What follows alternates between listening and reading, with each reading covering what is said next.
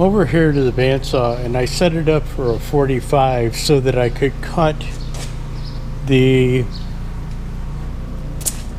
piece that goes under the spring, between the spring and the axle, cut it at a 45 so that I could offset it back to underneath the frame rail, so the airbag would be underneath the frame rail. What I'm talking about here is my Kalamazoo bandsaw, and the issue is the getting a 45-degree cut with it. It had a swiveling back jaw that would allow you to cut it at 45, and the solid jaw in the back is also able to swivel. But I don't really think anybody had ever used it. But here we go. This had been in the can, and this happened quite a while ago. As you will probably note that I'm cutting something for the rear of the haul truck, which isn't going to be used anymore anyways. But this is more about having to fix the bandsaw than what I'm cutting. The only problem I've got is I don't think anybody's ever used this thing at a 45, because what they did is originally this piece back here was the backstop for the saw, and they've added this piece of stock onto the outside of it, but I can't get it to come down.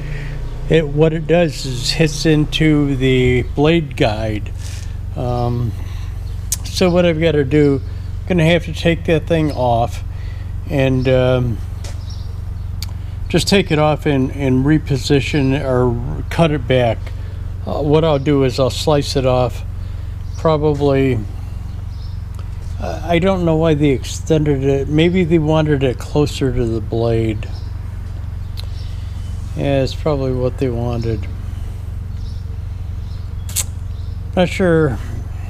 Maybe I'll bevel it at a 45 so that it brings it out. Let me look into it. I'll bring you back when I do it. Well, I modified it and it didn't work. I got like a quarter of the way into the cut, but now what's happening is it's hitting on those nuts. Yeah. I'm going to have to pull that plate back off again and take it down further. You know, I just got through shooting that clip about that I had modified this and it didn't work, and I'm going to have to take it off and cut it back further. But the problem is, now that I'm looking at this thing, is that, you know, I will cut it back further so that I can cut that. At least I can get a cut out of here. But what I'm looking at is this distance in here. I'm never going to be able to chuck up short pieces in there to cut it at a 45 because of the angle of it. What I would have to do is modify the plate on the moving chuck to go longer to do that. And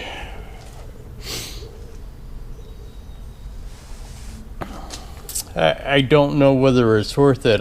You know what I'm going to do, modify this so that I can make a 45-degree cut back here on longer pieces, but for shorter pieces I'm probably going to cut it with a Portaband or something like that.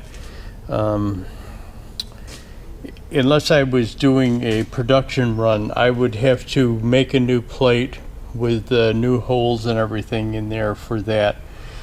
Again, what I'm going to do, modify that back plate so that I can make that 45-degree cut. But I'm not going to, at this point in time, make a longer plate to chuck up short pieces for 45-degree cuts. I'll just do them by hand with a Portaband. But I'll bring you back. It's always something. You know, I wanted to get this thing going, get this thing cut, get it laid out, get my angles right, and here I am spending time redoing the Portaband so that it will, the bandsaw so that it will cut 45-degree angles. Okay, so this is the inside of my new truck, and what I did is remove this little panel here because I want to put some switches in. Now, this is a parking brake lever here, and what I've got is a pod that holds 3 switches, and the switches are rocker type switches that look like this. So I have 3 switches. One is a fog light. It's going to be hard to see. One is driving lights, because hard to see because they're in those plastic bags. And the other one is called fuel pump. But what that's going to be for is that solenoid valve that allows fuel to come out of that auxiliary tank that's going to be mounted back into the back of this truck. So, just kind of a little update on what I'm doing. Also have got to connect a fill spout into the fill neck of the tank fill. What it is, and I'll take you back and show it to you. Okay, back of the new truck, and I've got that fuel tank in there. Now, let me tell you, it is only in there temporarily because there's some other work that has to be done in the back of the truck. So when that work gets done, I've got to pull that fuel tank out. So after that work gets done, I will mount that in there permanently. Now, the mounting holes at the base of the tank are going to be the same. The only thing that is going to be different, and let me bring you up here and show you, what we did is ran the fuel line temporarily down through a plug that was in there. That is going to be changed because it's kind of out in the open and I don't want that fuel line exposed like that. So the fuel line will go back down beside the wheel well and come back in that way. The same way with the electrical cord, we just ran it through a opening in the side of there. There'll probably be a hole drilled down there by the box that houses a solenoid to bring that electrical cord up right beside the box, so that there not a lot of hose, not a lot of cord exposed out back there. The other thing that I plan on doing is when I go to mount this thing in here permanently is polishing that tank. I'm actually going to get some buffer wheels and some polishing rouge that they use on aluminum to polish them. So I will do that. Let me, I'm going to take you up in the cab of the truck and show you what I did there. Kind of in a previous clip, I told you how I pulled this panel off of here, and I'm going to put those 3 rocker switches in there. Well, one of them is going to be for the fuel solenoid back there, and the other 2 rocker switches are going to be for driving lights and fog lights. But right now what I've done is just wired this switch in here temporarily and just sat it in there and left that panel off. Because I'm not ready to wire up the driving and fog lights yet, and there's some wiring that has to be. Those switches are also controlled by the dimmer of the dash lights, so I've got to find the wire that I can tie into that controls that dimmer function also. But anyways, temporarily I've got this because, again, it is just temporary. That tank has to come out for some other work to be done, but I will explain that later. Okay, as part of a shop update, I'm in here in the shop, and this first tank right up here is the tank that was out of my pickup truck, the auxiliary fuel tank, that 75-gallon auxiliary fuel tank. I had mounted that tank into my new truck, and I had kind of showed you that. Well, I had gone on a haul yesterday being Tuesday. I had gone on a haul yesterday to Cleveland, and on the way there, I filled the tank up, and I got to Cleveland, and I was inside, and I noticed that there was a little diesel fuel in the bed of my truck, and what I had thought was I kind of felt this hose up here, and there was little diesel fuel on it. So I kind of thought that vent valve had gone bad, and fuel was splashing out of the vent tube to do it. Well, when I got back to Buffalo with the load of steel that I picked up at the steel supply place, it was leaking really bad. And what I did was I had to unload the steel. I came right back to the shop, dumped the trailer off, brought the truck in here, pulled the tank out, and realized that it was leaking out of one of the welds where they had welded those legs or those support brackets onto the bottom of the tank. So what I did, or we did, my grandson helped me, actually some other people helped also, got the tank up and siphoned it, or I took that other the tank off of my haul truck, the one that was missing the strap. I took that off, brought it up here, and we dumped what diesel fuel was remaining in there to get that to stop leaking. I couldn't stand it up. There was so much diesel fuel in there. It would have been hard to stand up. You can't stand it up on end because the end that we would have had to stand it up on is where the valve and the port come out of the tank.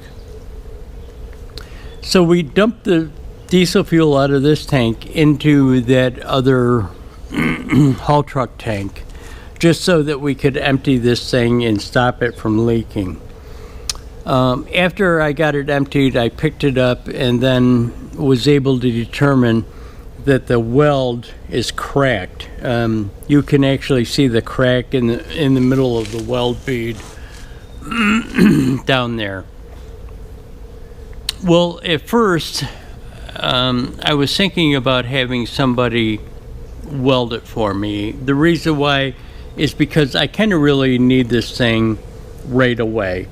And the second thing is welding aluminum. That's an aluminum bracket, aluminum tank. Welding aluminum that is contaminated is very hard. Now, could I do it? I probably could. Do I really have the knowledge of how to clean it and how to get that diesel fuel out of that crack before I weld it? No, I don't. So I slept on it overnight thinking about it, and what I came up with is buying a tank from Tractor Supply. This is an auxiliary fuel tank that Tractor Supply sells. This is just grease up here. So it's a 100-gallon tank. What I did is bit the bullet and went over to Tractor Supply and bought it. Now this tank is actually set up for a draw tube and a pump type thing, and mine is gravity fed. So what I'm gonna do, you see where I've cleaned the paint off here. I went out and bought a weldolet, a nipple and a valve, and what I'm going to do is drill a hole and weld that weldolet onto the tank so that I have a gravity feed tank. Now it's not going to be exactly on the bottom of the tank, but then again I don't want it exactly on the bottom of the tank because first off, it's a round weldolet in a square tank, and it would be very hard. There's a welded seam down there, so it'd be very hard to get it right on the bottom. But anyways, I want a little room below the inlet of this thing, so in case there's anything gets in the tank, it will settle to the bottom of the tank and not get siphoned out in that. I'll bring you along as I do it. What I'm going to do, again, just put this welder lead on. I'll drill a hole in here, put the welder lead on, tack it on, weld it on, and then go from there. I'll bring you back, show you the rest. Okay, my other camera dried, but what I did is tacked it on, and I just started welding it when I realized that I hadn't videotaped anything. So tacked, first weld. Not going to be able to show it to you because, again, the camera died. Unless I can set the camera up someplace and just turn it on setting. I'll see if I can do that. Okay, there's the welderlet welded on. I just scuffed it up with a little bit of Scotch-Brite around it. I took a wire wheel to it first, and then I just scuffed it up with a little bit of Scotch-Brite around it. Gonna paint it. There's that scratch right there in the back that I got the $60 off of the tank for. Gonna hit that. Gonna put it in the truck, and then I've got to take it out next week to do some work on the truck, and at that time I'm probably gonna paint it. I'm probably not gonna leave this thing white. Not really sure what I'm gonna paint it yet, but I've got some time to think about it. White's just gonna, no, white isn't good with diesel fuel. So I'm out here in the truck, and one of the things that I noticed when I edited the video that I actually never showed it to you after it was painted. I painted that welderlet. Let me explain to you something. I used that welderlet and painted it like the tank, the color of the tank, white, so that if anybody took a look at it, they wouldn't know that it wasn't there originally. Being a welderlet, it kind of looks original to the tank itself. So that's why I used it. I just, these tanks are listed, let's call it listed by, for DOT use in vehicles. And you're really not supposed to modify them. So that's kind of the reason for the welderlet and painting it to match the tank so that it doesn't really look suspicious like somebody had modified the tank. But anyways, there it is in the truck. Have some other things going on. My after I gave my other old truck to my grandson, his van was in here, and now that's gone, and this space is cleared out. And geez, I wonder why it's cleared out. Okay, one little last thing before I let you go. We had talked about maybe replacing the clutch in the old truck. He had put the new hydraulic slave cylinder, well, the whole assembly from South Bend into the truck, but he was still having some issues with it. What he has subsequently done is changed the fluid in that transmission, standard transmission, G56 transmission. He changed the fluid in it. And he's been driving it around since then, and he really doesn't think that the clutch needs to be replaced right away. So he's having success with it. So the clutch does have to be replaced at some point in time, but not right away. So we're going to let that go for a while. He did make a video of him replacing the fluid in the transmission, and one of these days I'll get that posted for him. But anyways, thanks for watching, guys. Hit that like button, subscribe.